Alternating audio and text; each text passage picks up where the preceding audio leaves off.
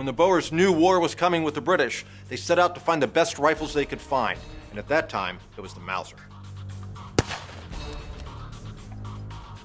In 1895, Boer governments had looked at Mauser and found this was the end-all rifle. At that time, then the Boers start ordering rifles from Mauser. Ludwig Loh in Berlin was making them. And these rifles proved to be an incredible, formidable rifle in their hands. One of the most impressive and important parts about the Mauser and its use against the British forces during the Second Anglo-Boer War was the fact that you could load 5 rounds into a Mauser with just your thumb.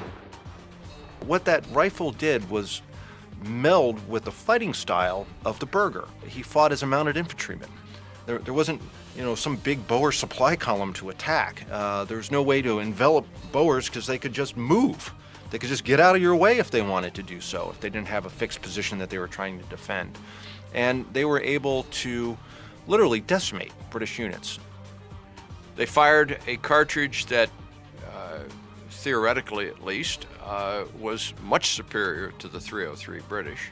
The 7mm is a pretty flat shooting cartridge for its day. The volume of fire that they were able to bring against the British was a big surprise. Beyond that, the Boers really knew how to shoot. It was quoted by several British officers, anyone within 600 yards of the Boer line is a dead man.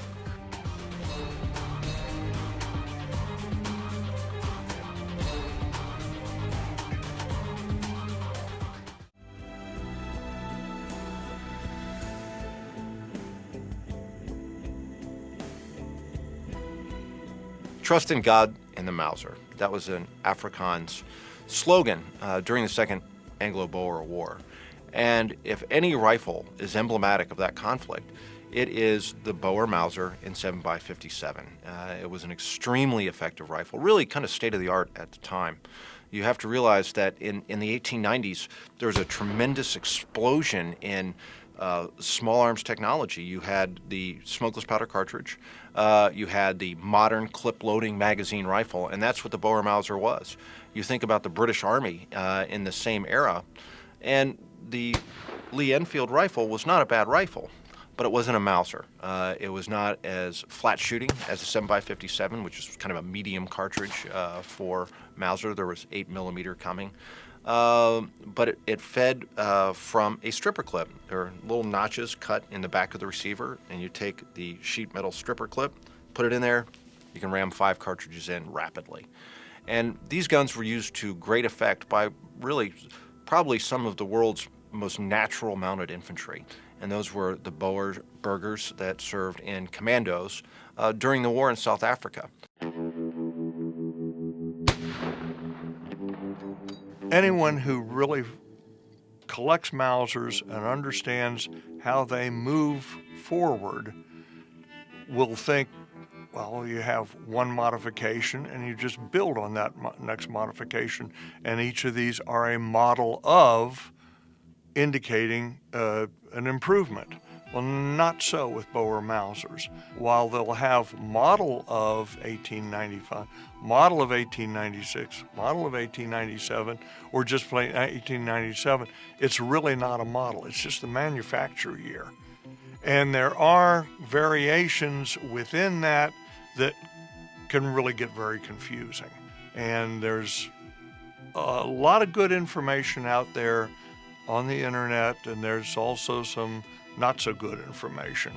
But really, if one has a deep interest in it, Dr. Ron Bester's book on Boer arms and David George's 2 volumes on the carvings on the stocks are really the best.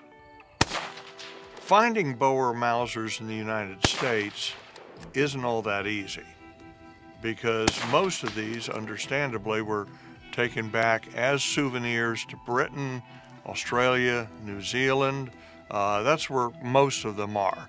Bannermans themselves, although they sold Boer German belt buckles, their catalogs don't seem to show Boer rifles. So that's not a point of import. During the big 1950s, 1960s consortium led by Inner Arms that brought all the British weapons into the U.S., now some of the firearms there could have had some Boer rifles come in there, but they're not easy to find here. Surprisingly, there are very few Boer Mausers available on today's collector's market. That's all the time that we have for this week. If you like this show and you're not an NRA member, you need to join right now. Go to AmericanRifleman.org. I'm Mark Keefe, and I'll see you next week right here on American Rifleman Television.